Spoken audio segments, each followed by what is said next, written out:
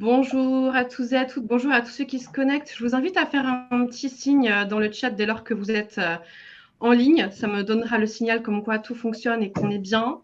Je vois que ça commence à pianoter sur les claviers, c'est plutôt bon signe. Ravi de vous retrouver pour ce nouveau webinaire. On continue le mois de juin en beauté avec un nouveau webinaire ce mois-ci. Bonjour à tous. Je commence à reconnaître des noms à force. Vous êtes fidèles au rendez-vous. Ravi de vous retrouver aujourd'hui pour parler d'un sujet hyper passionnant. On n'est pas loin de la semaine de la QVT, donc on est même plutôt en avance sur le sujet. Mais pour parler d'un sujet passionnant qui est la QVT, ravi de vous retrouver et comme à chaque fois, je vous le rappelle, ce webinaire, c'est votre webinaire, c'est vous qui le faites vivre. Donc, je compte vraiment sur vous, sur votre implication pour poser des questions, pour réagir. Et puis, sans plus attendre, pour vous rappeler un petit peu le cadre aussi, on gardera un temps à la fin du webinaire pour revenir sur vos potentielles questions. Donc, sentez-vous à l'aise pour poser des questions. Et en plus, on a des super invités aujourd'hui qui vont pouvoir partager leur bonnes pratiques, leurs propres expériences sur le sujet QVT. Et je leur propose tout simplement de se présenter. Qui est-ce qui veut prendre la main et se présenter en 2-3 mots? Qui est-ce qui se lance? Marie-Justine? Ok. Donc, moi, je suis Marie-Justine. Voilà. Je suis DRH chez Food Chéri. Notre entreprise, elle est très, très, très orientée sur le sujet de la QVT, puisque c'est notamment un des sujets qu'on propose d'adresser par rapport à ce qu'on fait, à savoir proposer une alimentation à tous les salariés qui soit bonne pour la planète, bonne pour la santé et bonne tout court. Et on sait qu'un repas, un déjeuner, c'est un moment de la QVT hyper important. En plus, on n'est pas loin du déjeuner là, donc c'est après. Voilà, ça vous mettra en appétit. Merci Marie-Justine. Ensuite, on a Paul-Émile aussi parmi nous. Paul-Émile, si tu veux nous expliquer en 2-3 mots qui tu es, ce que tu fais. Bonjour à tous et à toutes. Oui, donc je suis Paul-Émile, je suis PDG de Sportirose. Sportirose, c'est une entreprise française de software et on édite notamment une application qui est United Heroes. United Heroes, c'est un programme de sport et de bien-être au travail qu'on propose aujourd'hui à près de 300 entreprises en France et à l'international, des centaines de milliers de collaborateurs de ces entreprises qui vont utiliser l'application United Heroes au quotidien pour se challenger, pour être accompagnés dans leur pratique sportive et dans la découverte aussi de nouvelles modalités, du yoga, de méditation ou autres. Une dynamique collective, une dynamique de cohésion avec des challenges collectifs, des classements, de l'émulation, des chats, des clubs sportifs qu'on va retrouver dans United Heroes. Et enfin, important aussi, un vrai aspect RSE, puisque dans l'application, les entreprises vont aussi utiliser des mécaniques de l'application comme les challenges pour embarquer les collaborateurs dans des causes propres à l'entreprise et chères à l'entreprise et les faire participer, les rendre acteurs véritablement de ces engagements de l'entreprise. Donc, ravi de vous partager aujourd'hui un peu plus de ce qu'on fait et de l'expérience avec toutes les entreprises avec lesquelles on travaille et de partager cet espace de discussion avec vous tous et avec Marie-Justine, avec Lucie, avec vous, Agnès. Top, parfait. Et donc, si je résume, on mange avec Marie-Justine et on fait du sport ensuite avec Paul-Émile, en fait. Par exemple. En quelque sorte. Et j'ai découvert en préparant ce webinaire que Marie-Justine et moi, nos bureaux étaient à peu près à 200 mètres. Donc, on va peut-être aussi, je l'espère, à un moment, manger ensemble et faire du sport ensemble avec les autres. Avec plaisir. C'est beau, c'est la magie du réseautage et des webinaires Culture RH. Et enfin, on a Lucie parmi nous. Lucie, si tu veux bien nous dire un petit peu qui tu es, ce que tu fais. Oui, tout à fait. Donc avec moi, on va ni manger ni faire du sport, mais on va plutôt se digitaliser. Pourquoi? Parce que je travaille au sein de Factorial. Donc Factorial, une PME qui a pour vocation à aider les autres PME à se digitaliser, notamment dans les fonctions RH, à travers un outil qui va permettre cette gestion panoramique de RH et d'accompagner les PME dans cette digitalisation-là. Et moi, mon rôle au sein de cette entreprise, en tant que consultante RH, j'ai aussi une double casquette de partner manager. Donc je suis en charge des partenariats au sein de l'entreprise. Parfait, simple, efficace et complémentaire avec Paul-Émile et Marie-Justine. Super, merci Lucie. Alors déjà, pourquoi ce sujet, pourquoi ce webinaire? Sachez qu'on est là pour à peu près 3 quarts d'heure ensemble pour parler de la QVT. En fait, le point de départ de ce webinaire, c'était aussi notamment la question, finalement, la QVT, est-ce que c'est seulement l'affaire des RH ou l'affaire de tous dans l'entreprise? Et après, évidemment, il y a plein de questionnements sous-jacents, mais avant d'aborder tous ces questionnements, ce qui est intéressant, c'est de faire un petit peu un état des lieux, et ça tombe bien parce que Paul-Émile, par le biais de son entreprise, a été amené à réaliser un observatoire, et je pense que Paul-Émile, tu vas pouvoir nous éclairer un peu sur ce sujet-là. Alors, on a perdu Marie-Justine entre-temps. On espère qu'elle va revenir parmi nous. En tout cas, je ne la vois plus. Je ne sais pas si vous la voyez, vous. C'est bon, ah, ça y est, elle est de retour. Elle est de retour. Elle est parmi nous.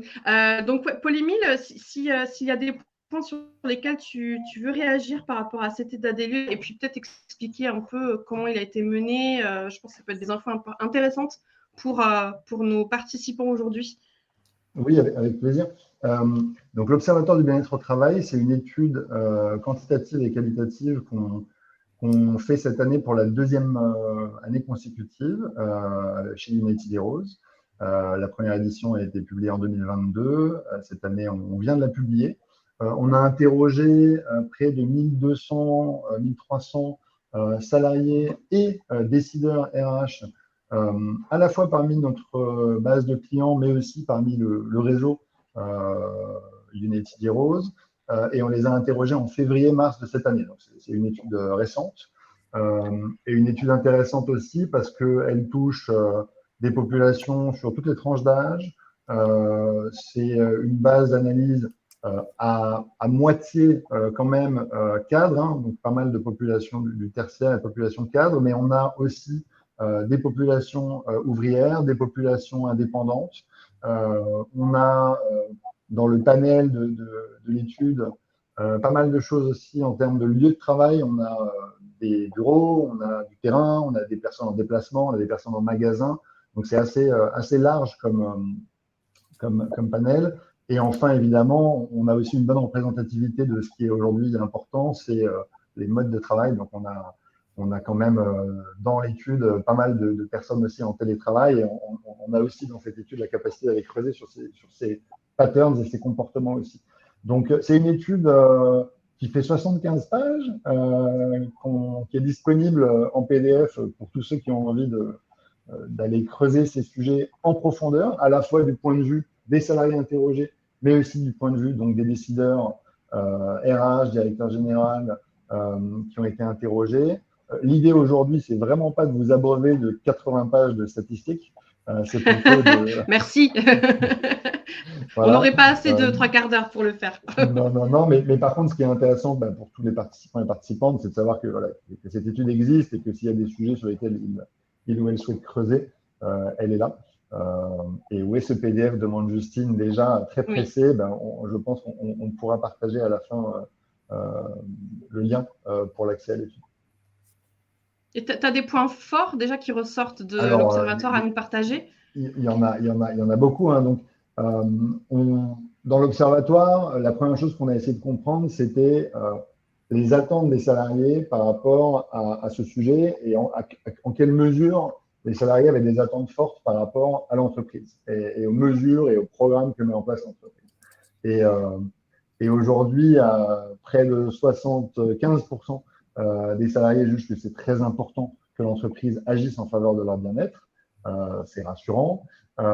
Et 1% disent que non. Donc, il y a une vingtaine de pourcents de gens qui ne savent pas trop. Il y a 1% qui disent c'est pas ce que j'attends de l'entreprise. Et plus des 2/3, près des 3/4, qui disent c'est très important que l'entreprise agisse en faveur de leur bien-être.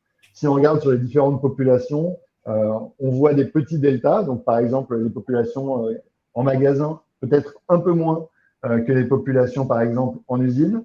Encore une fois, il y aura plein de détails dans l'étude, mais c'est important et c'est une vraie attente des salariés. Et ça, c'est quelque chose qu'on voit de plus en plus et qui, notamment dans le cadre post-pandémique, même par rapport à l'an dernier où on avait fait cette étude, on a constaté une augmentation de 8 points des attentes des salariés par rapport à leur employeur. Donc ça, c'est un premier point important.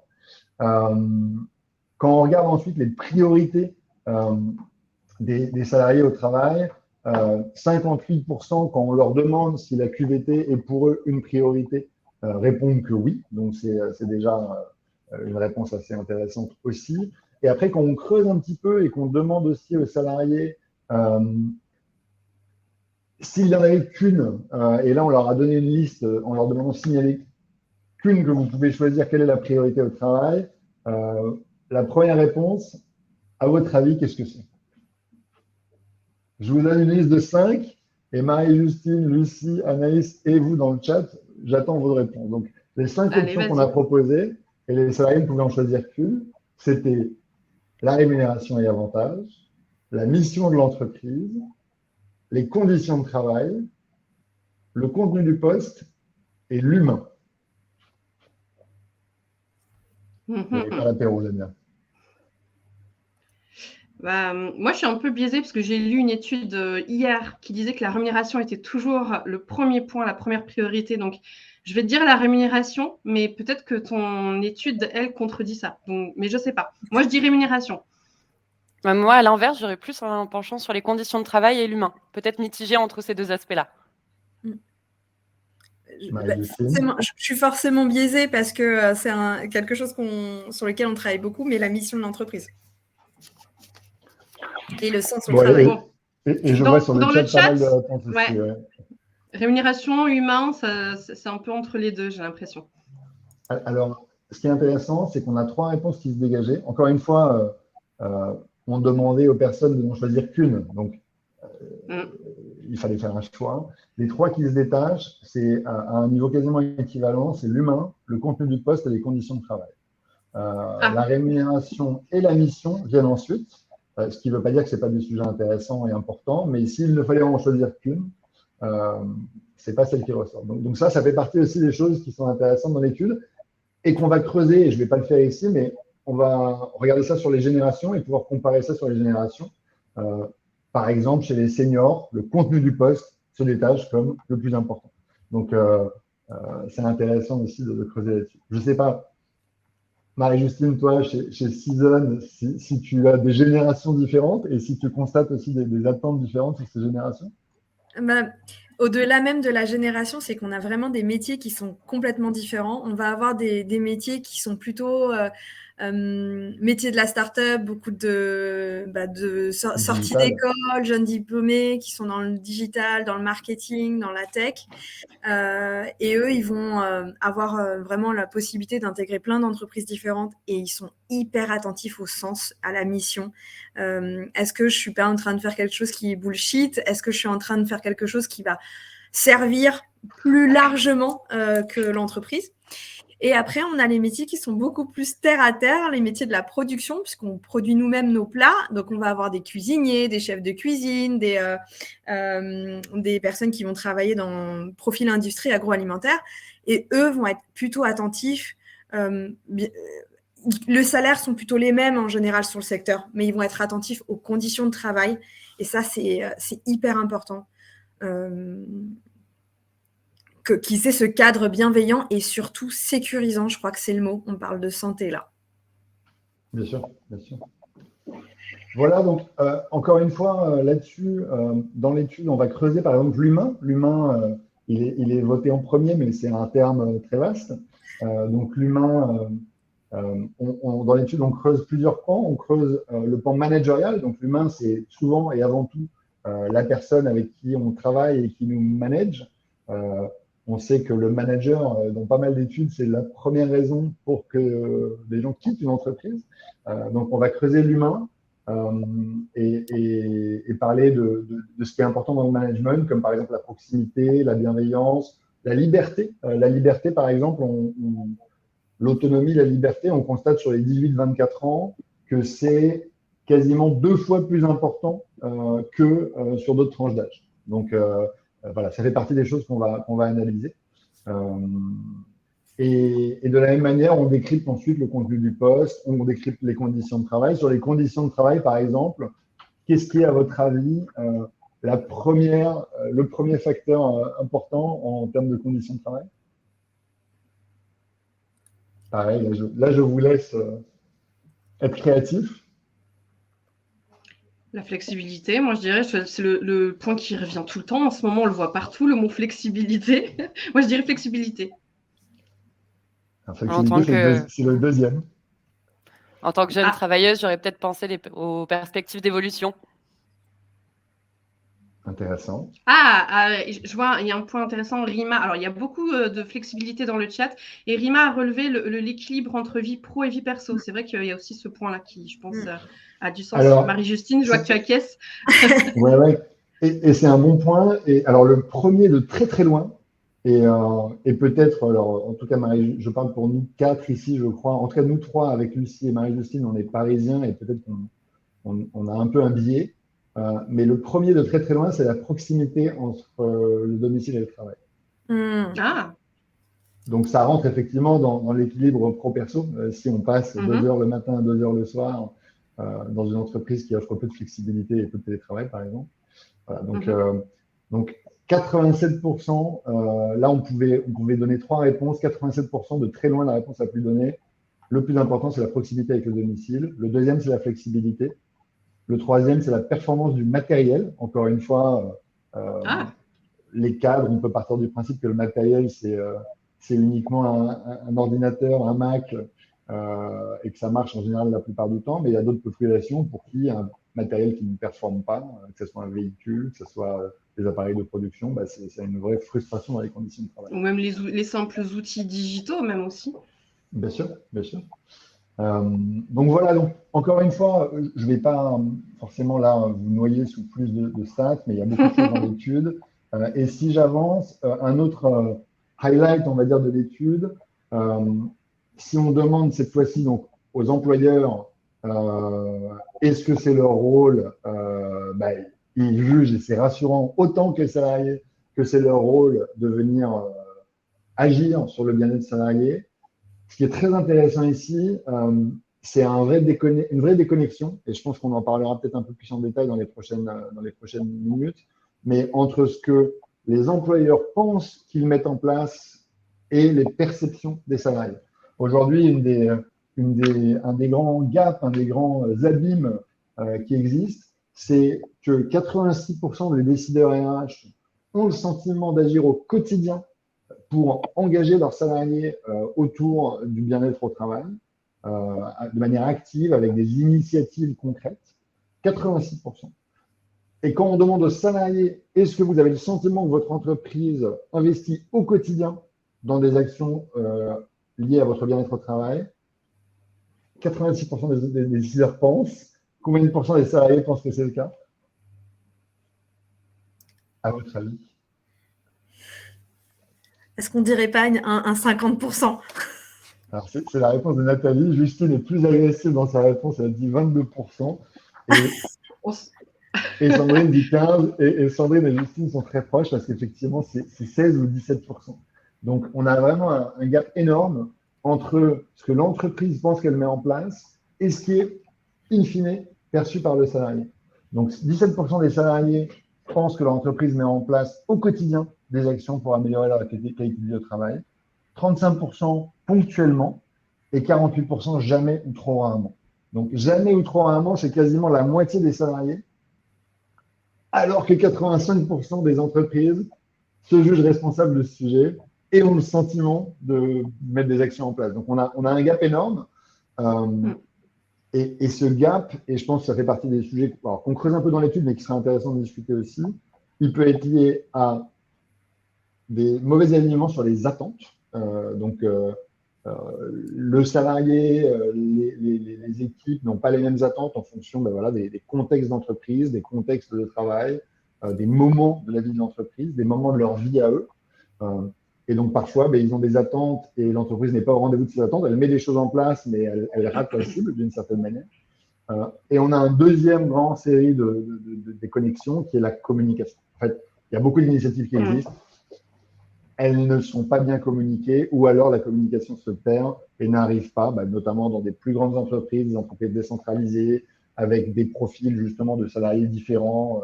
La communication est défaillante. Donc, c'est un vrai sujet aussi qui explique cette déconnexion. Le sujet de la communication, tel que tu le relèves, ça répond du coup aux questions de Anne et Rima qui disaient mais est-ce que les salariés sont impliqués dans les décisions? Et Anne qui demandait mais est-ce qu'il y a suffisamment de communication auprès des collaborateurs. Bon, du coup, tu as déjà répondu à ce qu'elle relevait là. Mais non, mais c'est parfait. Vous êtes en pleine synchronicité. Mais encore une fois, ne restons pas dans l'étude dans les stats. Marie-Justine, tu parlais de Food Chéri, de Season et des différentes populations. Comment tu t'assures, toi, au quotidien, que les initiatives que vous avez mises en place, évidemment, elles sont connues des collaborateurs du siège, mais qu'elles sont connues dans les ateliers de préparation, chez les opérateurs logistiques? En fait, justement, c'est un point dont je voulais arriver c'est dans les slides un peu après. Mais le sujet, il est vraiment là. Pour le coup, tu vois, moi, j'ai pris plein de notes sur ce que tu dis et la façon dont tu lis l'étude, enfin, tout ce qui en dégage.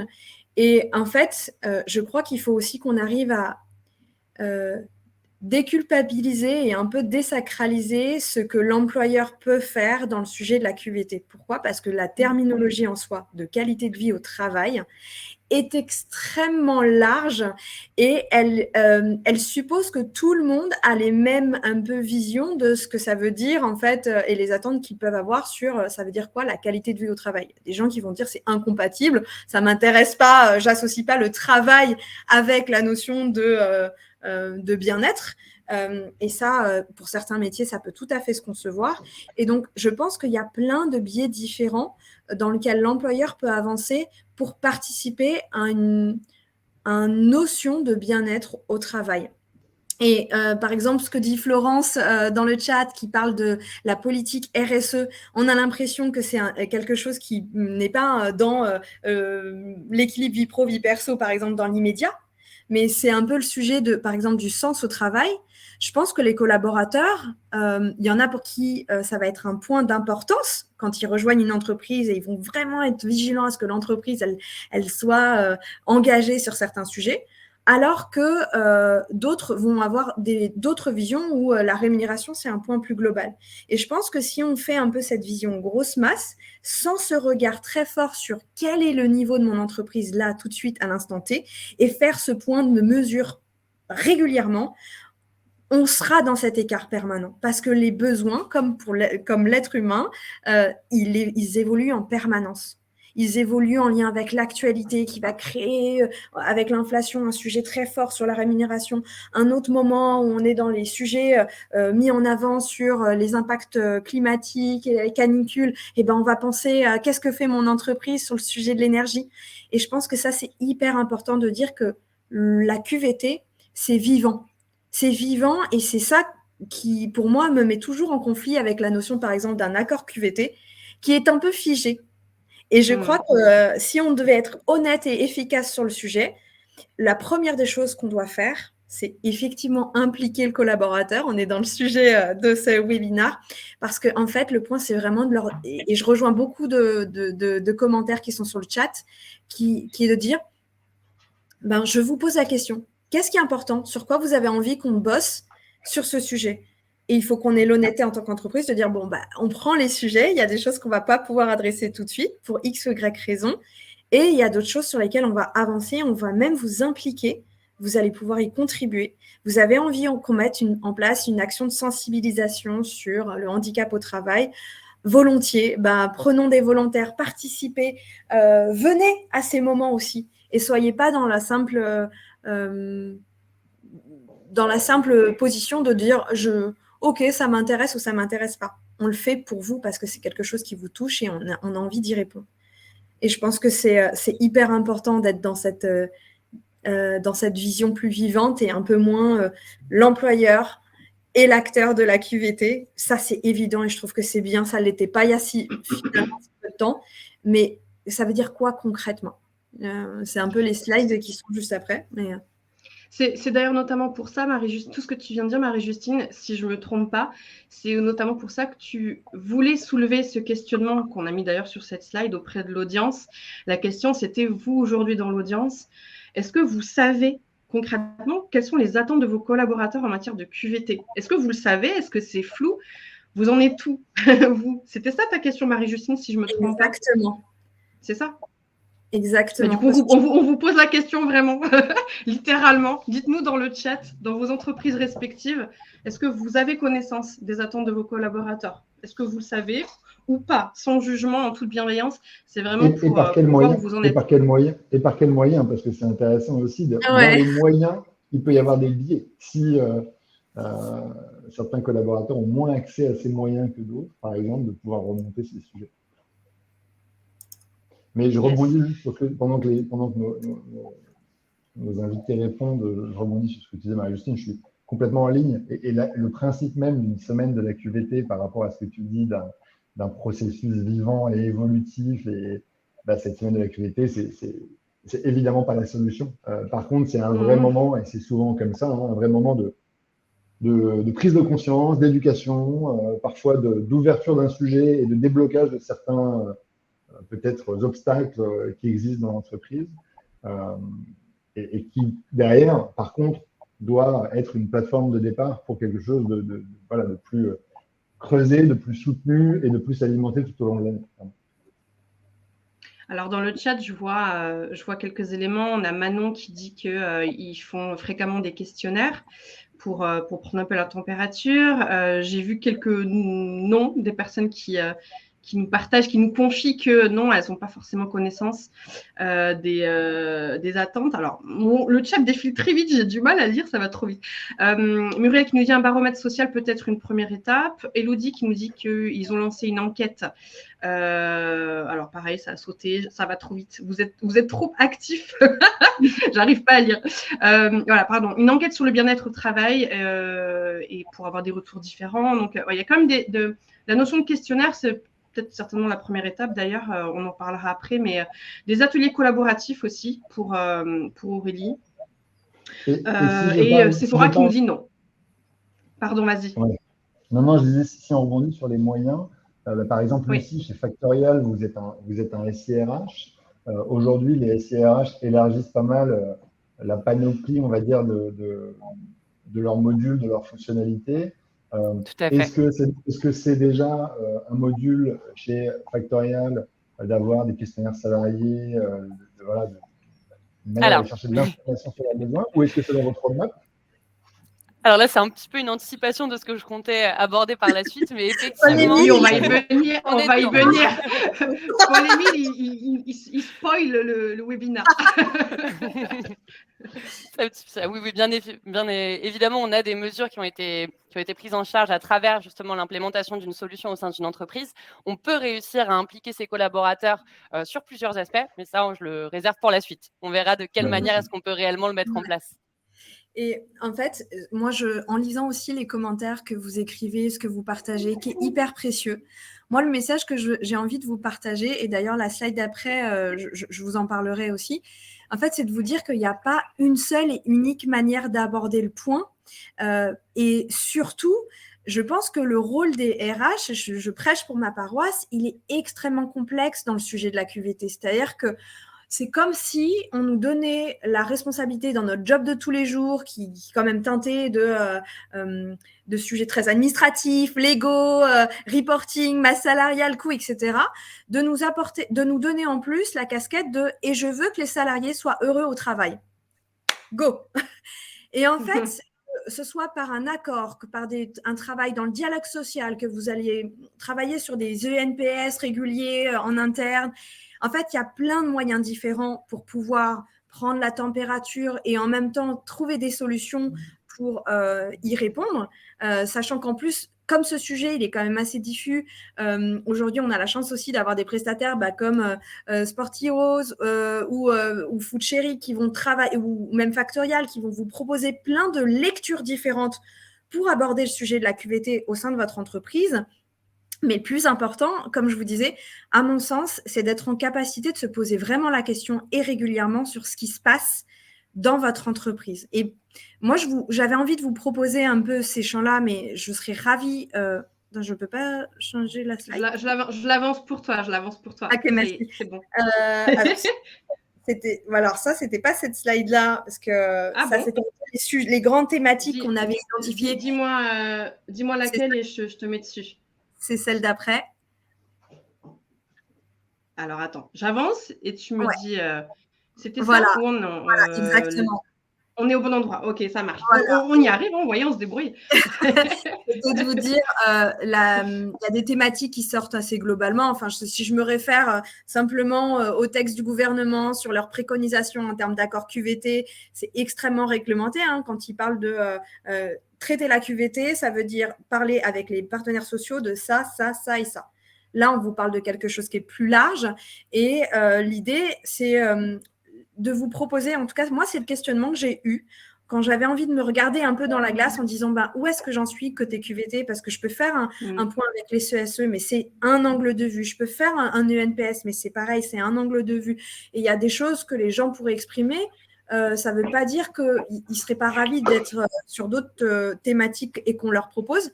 Donc, moi, je vous proposais ces questionnements-là. Tu peux avancer du coup la slide ? Ah ben, j'y suis arrivée. Ouais. On y est. Ouais. Je vous proposais 4 grands thèmes. En fait, de se poser la question de, à votre avis, comment perçoivent aujourd'hui les collaborateurs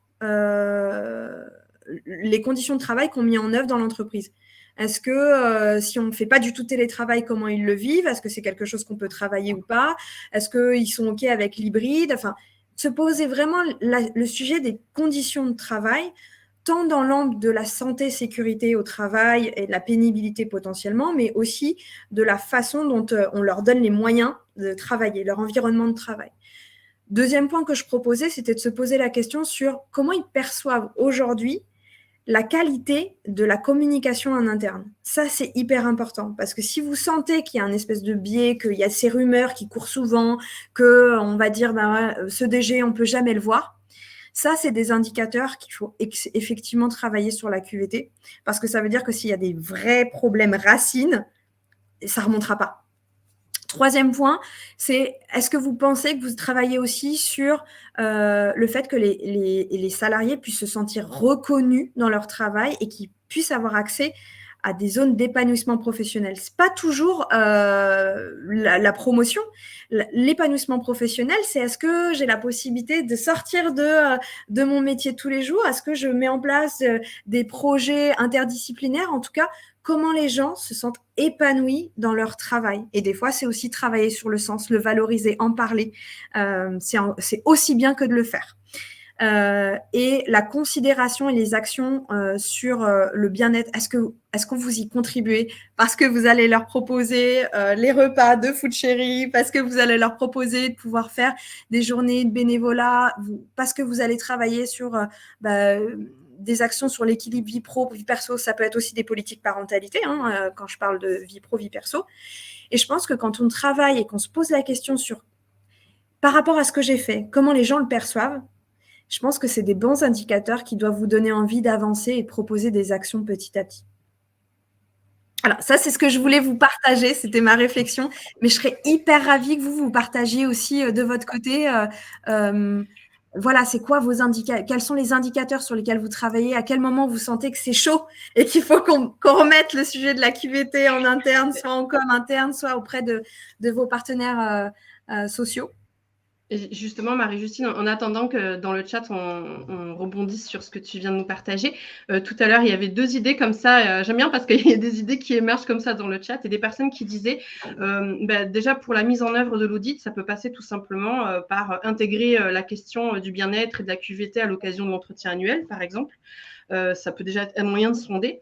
Et pourquoi pas, c'est le truc tout bête, mais un classique, mais qui peut être efficace, c'est mettre une boîte à idées dans l'entreprise de manière anonyme où les personnes peuvent déposer aussi, par exemple, leurs avis sur leurs conditions de travail.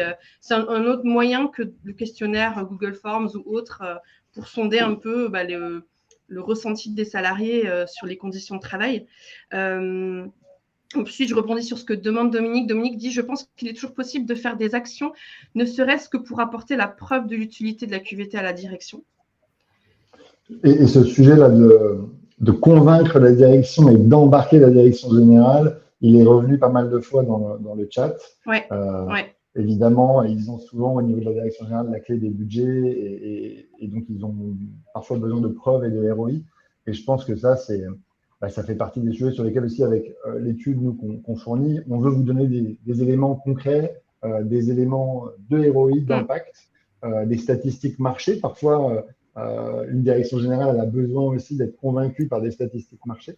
Mais là où je suis d'accord par contre avec Dominique, c'est que c'est aussi des initiatives que vous allez prendre dans votre entreprise, que vous allez mesurer la satisfaction, vous allez mesurer peut-être d'autres indicateurs RH, et ça va être des éléments clés pour aller convaincre une direction générale qui est peut-être moins, dans certaines entreprises, naturellement sensibilisée. Yes. Alors, on va aborder juste après. Pardon, Paul-Émile. Non, mais Manon disait QVCT égale performance, c'est l'argument imparable. Oui, et en même temps, c'est le plus difficile parfois à établir. Donc, c'est un vrai enjeu. Je pense qu'il y a un point que j'aurais bien voulu souligner, qui est hyper important et qui nous fera la transition aussi, c'est le commentaire que nous donnait Dominique sur le fait d'apporter la preuve de l'utilité de la QVT à la direction. Et ça, c'est un vrai challenge. Je crois que si on devait le mettre, l'appliquer même sur l'utilité des ressources humaines dans l'entreprise, je crois avec le multicasquette qu'on peut avoir, en fait, c'est extrêmement compliqué parce que, et je rejoins le fait que de toute façon, si une entreprise, et je parle au plus haut de la direction, on ne se pose pas la question de qu'est-ce que j'ai envie que mes collaborateurs expérimentent, c'est quoi l'expérience collaborateur que j'ai envie de mettre en place, et que dedans, il n'y a pas cette teinte QVT, franchement, je pense qu'on peut leur donner un taux de turnover, on pourrait leur donner un taux d'absentéisme. En fait, il y a tellement de biais qui rentrent dedans que tout serait discutable. C'est ce que je dis aussi beaucoup dans les discussions au sein du CODIR ou auprès de mon DG, c'est de toute façon, c'est soit tu as envie et on se donne les moyens d'y arriver, on avancera avec le budget, il y a toujours des choses à faire qui ne sont pas forcément coûteuses, qui ne sont pas forcément chronophages, mais dès lors qu'on en a envie, qu'on croit qu'on a envie, qu'on a besoin d'actionner ce levier, on y va, point. Et je pense qu'il faut vraiment faire confiance aux collaborateurs en fait sur ce sujet, soit pour l'exprimer, soit pour entendre quand l'entreprise ne peut pas travailler tout de suite sur ce sujet, ou soit pour même nous remonter des idées auxquelles on n'a même pas pensé et nous donner les moyens de les activer. Il y a justement Rima qui demande est-ce que c'est mesurable en euros? C'est la question. On sent le besoin peut-être aussi de justifier les actions liées à la QVT. Est-ce que selon vous, c'est mesurable en euros?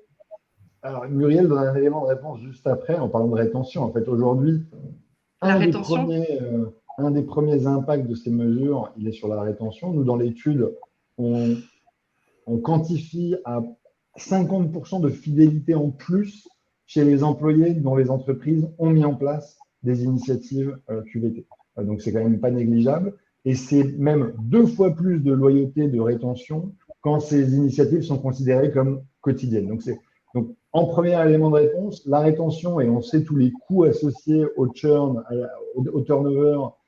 Donc, une première réponse, elle peut être là-dedans. Elle peut vraiment être dans les économies qu'on va faire effectivement sur le turnover, les frais de recrutement, la perte de productivité sur des postes qui restent vacants. Enfin, c'est une des pistes. Il y en a beaucoup d'autres, mais c'est une piste dans le contexte actuel de grande démission qui est quand même pas négligeable.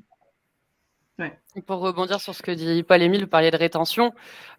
Aujourd'hui, le prix d'un turnover, ça peut être assez élevé, mais derrière, le prix pour réonboarder des nouveaux collaborateurs peut être aussi assez élevé et s'exprime aujourd'hui à hauteur d'environ 7 000 € pour un onboarding, le temps d'accompagner une personne au sein d'une entreprise. Donc, pour parler d'un montant approximatif, de fil en aiguille, si on remonte sur les résultats de ce manque de rétention, on peut avoir beaucoup de conséquences monétaires au sein de l'entreprise.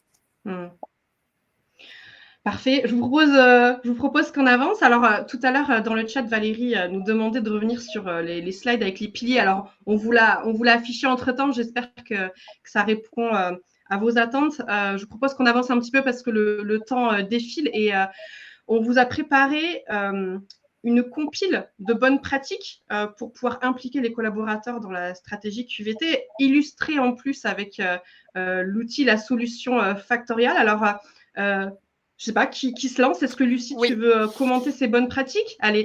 Tout à fait. J'aurais aimé aussi rebondir sur ce qui a été dit précédemment dans le chat. J'ai vu beaucoup d'idées apparaître, Vas-y. notamment des idées qui sont déjà mises en place au sein de certains SIRH. Par exemple, j'ai vu Marine parler de NPS, donc des entretiens de satisfaction.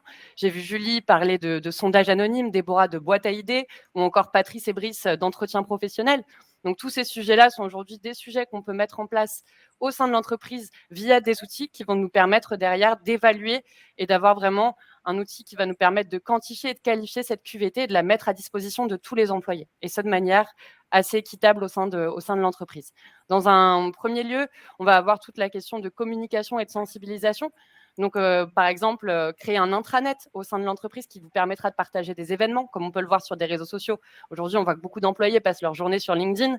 Donc là, par exemple, on va avoir la possibilité de créer une communauté au sein de l'entreprise, de partager des événements. Donc, on va avoir l'exemple par exemple ici d'un tournoi de football, donc de créer une sorte de communauté au sein de l'entreprise. Donc ça va permettre vraiment aux employés de tisser des liens forts et de créer une cohésion entre les équipes. Donc ça, le premier lieu pour moi qui serait primordial, c'est la communication et la sensibilisation. Ça rejoint tout ce qui est abordé par Paul-Émile et Marie-Justine juste avant, pour le coup. Tout à fait. Par la suite, j'aurais également partagé l'idée de la collecte de feedback et d'idées. Donc, comme l'exprimait Déborah ou encore Julie dans le chat, cette volonté vraiment de faire entendre la voix de l'employé.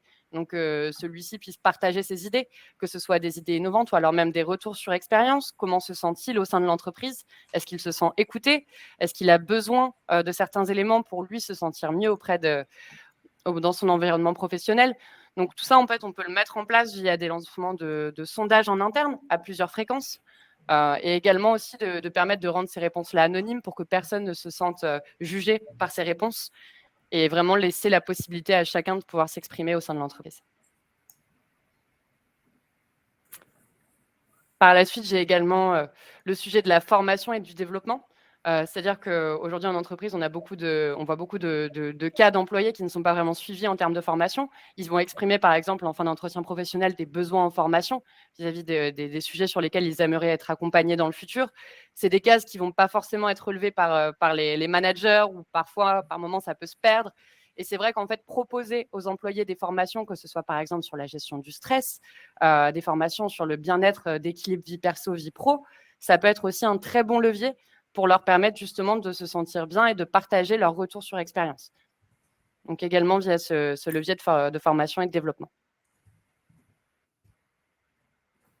Par la suite, un autre élément qui est assez intéressant, ça va être la reconnaissance et la valorisation. Donc on arrive pour moi à un sujet qui est vraiment le sujet clé de la QVT, parce que selon moi, c'est le plus primordial. Un employé tente en permanence d'arriver à une sorte d'épanouissement professionnel, de reconnaissance et de valorisation pour son travail. Donc, nous, on a la possibilité via un SIRH, par exemple, de mentionner les anniversaires des équipes ou alors de créer des événements, de féliciter une équipe qui a effectué un bon travail, par exemple, sur une action menée le mois précédent, la possibilité de partager ce genre d'informations aux yeux de tous et d'interagir entre les équipes. Donc, ça va permettre vraiment de créer une unité, encore une fois, dans l'entreprise. On est toujours axé sur ce volet de communication, comme par exemple Paul-Émile ou Marie-Justine, vous l'exprimiez précédemment. Je pense que la clé et l'essence même de cette communication sur la QVT, c'est de pouvoir créer un réseau de partage où tout le monde puisse avoir accès à cette information au sein de l'entreprise.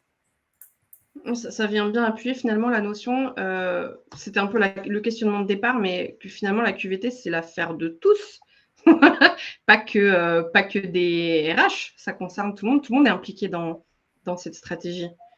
Tout à fait. Et finalement, même d'un point de vue, même au niveau des entretiens professionnels, des entretiens annuels, on va avoir quand même une forte importance de ce type d'éléments tout au long de l'année. Notamment, par exemple, nous, on a la possibilité de proposer des surveilles ENPS, donc des d'entretien de satisfaction des employés sur une échelle de 1 à 10 sous format anonyme, par exemple, à 2 périodes de l'année, envoyer l'état des lieux de la satisfaction des employés. Ça permet aussi à l'entreprise et à la direction d'avoir un baromètre de l'état de satisfaction des employés au sein de cette entreprise-là. Donc, c'est quelque chose qui peut être assez important. Mais bon, après, on a beaucoup de points qui nous permettent d'évaluer cette QVT. On l'a mentionné précédemment, que ce soit par exemple le taux de turnover, qui peut être aussi un bon indicateur, ou alors la satisfaction client. En fait, il y a tellement d'éléments qu'on pourrait mettre en place qu'on n'aurait pas le temps de les aborder en 1 heure. Mais pour moi, c'est vraiment aujourd'hui ce type d'actions qu'on peut mettre en place et de manière rapide, concise, peu onéreuse pour l'entreprise, qui peuvent mener à des réelles conséquences sur la qualité de vie de travail. Donc, je le répète, pour moi, un environnement de travail pénible, c'est un facteur de risque professionnel. Et donc, soigner la vie de ses employés, c'est vraiment s'assurer la pérennité de son entreprise à long terme. Donc, pour moi, c'est vraiment s'intéresser sur le bien-être de son employé, même si, bon, comme on l'a vu dans le chat, le faire monter à la direction, le faire passer pour un sujet qui va être primordial, c'est pas forcément évident, mais s'appuyer de leviers comme par exemple l'étude qui a été menée par Paul-Émile ou de ce genre de résultats sur un ROI notamment, ça peut être des éléments qui peuvent pousser la direction à prendre au sérieux ce type de sujet au sein de l'entreprise. Ça peut être ça une des premières actions à faire pour sensibiliser vraiment sa direction. Par exemple, partager l'étude que Paul-Émile nous a partagée et vous pensez à d'autres choses. Moi, je suis une entreprise, le sujet QVT, ce n'est pas un sujet prioritaire, on part de zéro un peu dans l'entreprise. Par quoi je commence en fait? Par quel bout je commence pour sensibiliser vraiment ma direction et pour mettre en place quelque chose? Vous auriez des préconisations, là, chacun de vous, si je dois commencer par une étape accessible et transposable pour les personnes qui sont là et qui nous écoutent, par exemple?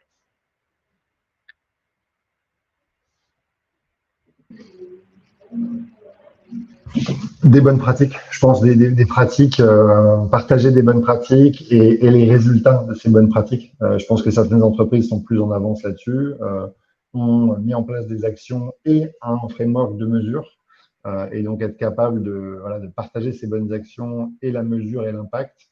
Ça ouvre les yeux. Ça ne veut pas dire que cette même action aura le même impact dans l'autre entreprise. Et oui, bien sûr. Différente et les attentes des collaborateurs le sont aussi. Ouais. Mais ça va vraiment éveiller la curiosité d'une direction générale qui peut être parfois peut-être un peu réticente et lui faire ouvrir les yeux sur il est possible que ces actions aient ce genre cette magnitude d'impact. Je pense que c'est vraiment un vrai prise de conscience qui peut être facilitée.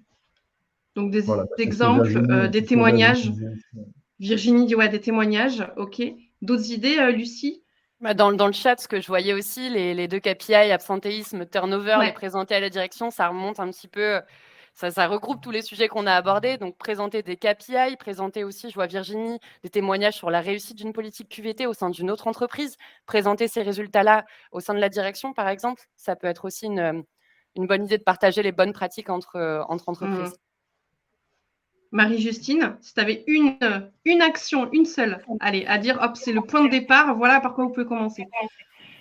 Moi, j'aurais tendance à leur poser la question, est-ce que vous pensez que vos collaborateurs sont fiers de travailler chez vous? Et ça, je pense que de se dire, est-ce que vous recommanderiez cette entreprise à vos proches ou à vos amis? Je pense que c'est hyper parlant parce que là, pour le coup, on a les sujets qui sont liés aussi aux besoins de l'emploi, etc.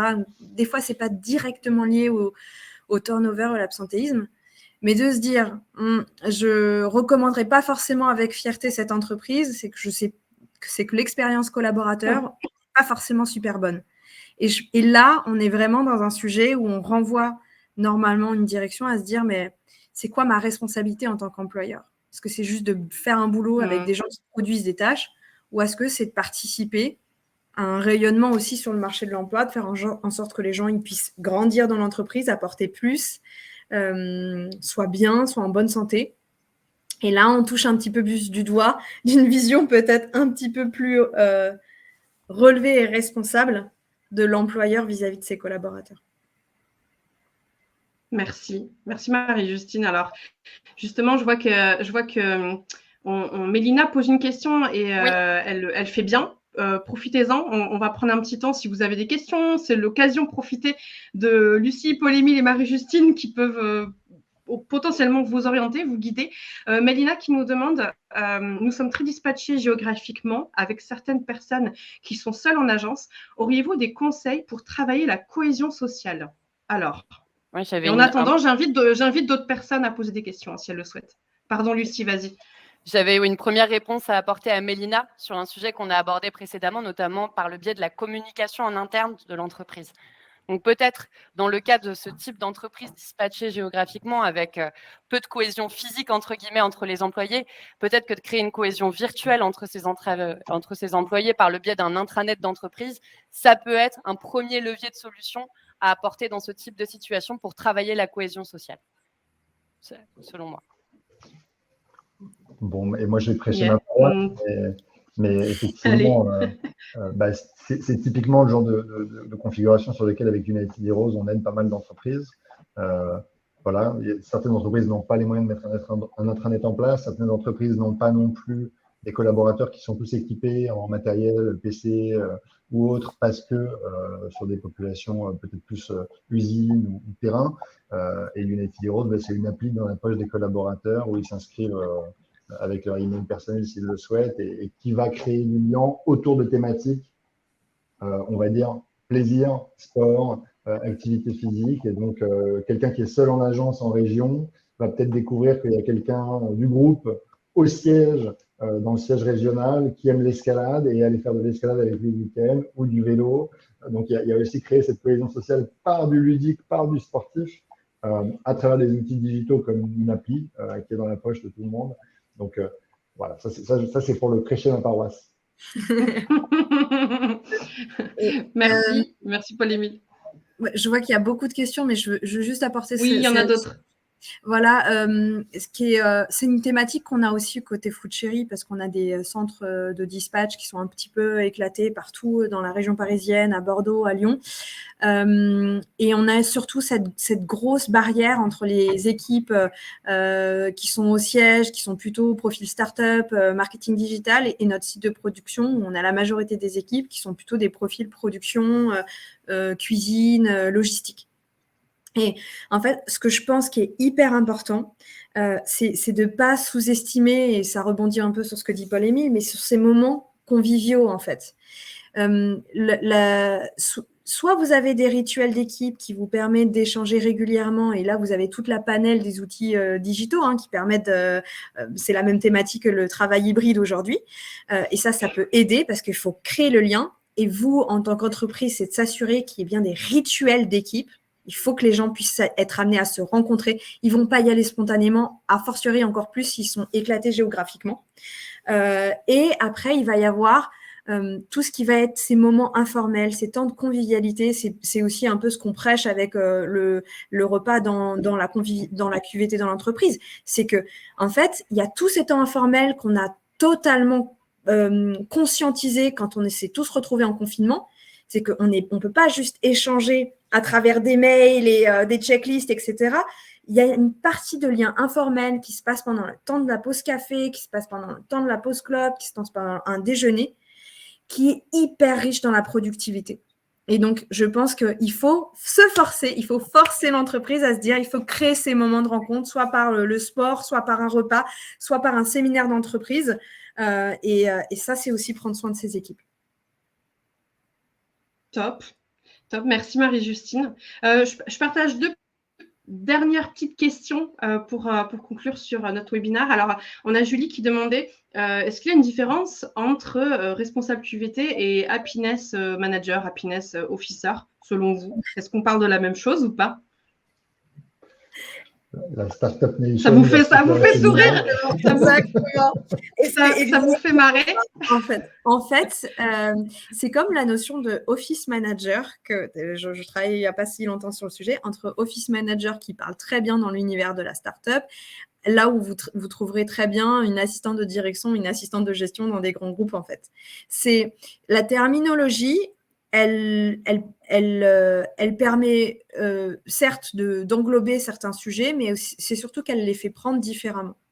Et moi, je trouve que quelqu'un qui est responsable de la QVT ou gestionnaire QVT ou chef de projet QVT, il doit avoir cet angle aussi qui est lié avec les obligations ou les sujets d'actualité de veille sociale par rapport à l'engagement. Ça parle de la notion de responsabilité. Là où pour moi, l'happiness manager, c'est comment je suis le gardien de la convivialité en entreprise, et ce par multi-biais en fait. Ça peut être on a mis en place un café forum sur ce sujet. le responsable QVT, il va le faire aussi, mais il va le prioriser par rapport à un accord temps de travail. Donc, je pense que on parle du même sujet, mais les enjeux sont complètement différents à mon sens. Ok, très bien. Je prends une dernière petite question parce qu'on arrive au bout. Marie-Ève qui nous demande qu'est-il possible de faire sur un public majoritairement composé de manutentionnaires, caristes, préparateurs de commandes? Une petite idée à partager de ce qu'on peut mettre en place en termes de QVT sur ces publics-là? Je ne saurais que prêcher parce que c'est aussi des métiers qu'on a chez nous. Il faut vraiment prendre l'angle de la santé, sécurité au travail. Et je pense que si on le prenait moins avec « je vous mets une formation geste et posture, tac, je check, j'ai plus ma responsabilité engagée », mais plutôt de leur dire vous, comment vous vous sentez? Est-ce que vous avez des bonnes pratiques à partager les uns les autres, des postures que vous avez apprises, d'essayer de les faire interagir, de leur prendre la responsabilité, de poser la question, ok, si vous aviez besoin d'un outil de travail, voilà, qu'est-ce que vous aimeriez, et de vraiment les impliquer là-dessus. Je pense que ça participe autant à la partie réglementaire qu'à la partie dialogue, engagement de l'entreprise qui prend soin de moi. Je prends le prisme différemment. Ce serait vraiment hyper précieux. Et vraiment, les équipes qu'on a en logistique, elles sont beaucoup plus expérimentées dans la façon de prendre. Et je les vois interagir entre eux en se disant non, t'inquiète pas, ça apparaît lourd comme ça, mais mets-toi comme ça et ça va le faire. Ça, je peux vous dire que des fois, dans des formations gestes et postures que vous allez payer et mandater par un expert, ils ne l'ont pas aussi bien appliqué.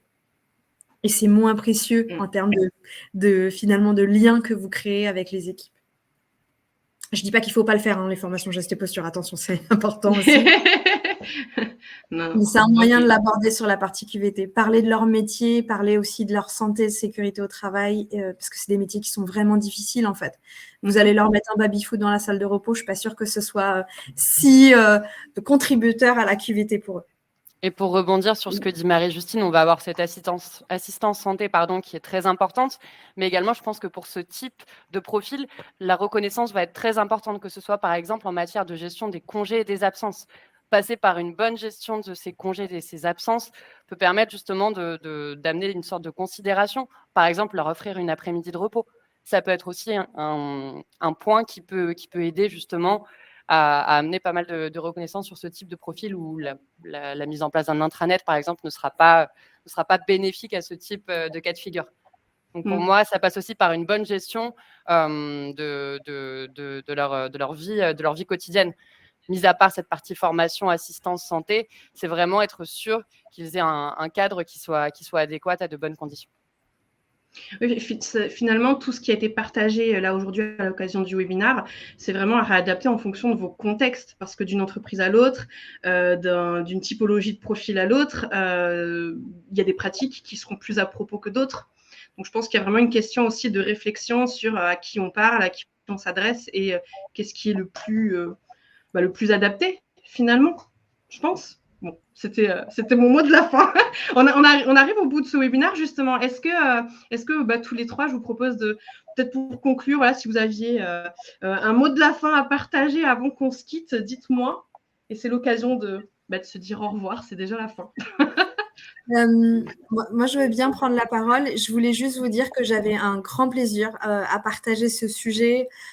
En tant que DRH et pas expert QVT, vous partagez, je pense, un sentiment qu'on doit tous avoir, de se dire, en fait, c'est un sujet qui est complexe et pour lequel, en fait, on se soucie de comment on prend cette responsabilité, mais on la prend volontiers, parce que je pense que ça fait partie du sens de notre métier. Je joins tout à fait tous les avis qu'on a. On ne peut pas faire seul en tant que RH. Le sujet du bonheur au travail, parce que la QVT, bien-être, happiness, machin, etc. Le bonheur au travail, il n'est pas universel, il est propre à chacun et il est propre avec les moyens qu'on peut y contribuer. Je pense que ce qu'on ne peut pas changer, c'est l'intention qu'on mettra dedans. Et je pense que peu importe les moyens qu'on aura, les difficultés qu'on peut recevoir, je pense que si, en tant que RH, vous avez cette intention-là, vous incarnerez aussi cette notion de QVT et petit à petit, par la preuve, par l'exemple, par ce que vous renvoient les collaborateurs, vous allez pouvoir développer le sujet de la QVT, même si ce n'est pas un accord tel que défini dans la loi. Donc, bravo à tous. Je sais qu'on contribue tous à ça et on est tous solidaires là-dessus. C'était un plaisir de vous avoir ce moment de partage. C'est très beau ce que tu dis. Tu as tout dit en fin de compte. Tu as tout dit. Est-ce que Lucie ou Paul-Émile, vous voulez compléter? Moi, peut-être aussi pour un petit mot de la fin, j'ai vu pas mal de questions passer tout au long de l'échange. C'est vrai qu'on n'a pas forcément eu le temps de répondre à toutes les questions qui sont passées.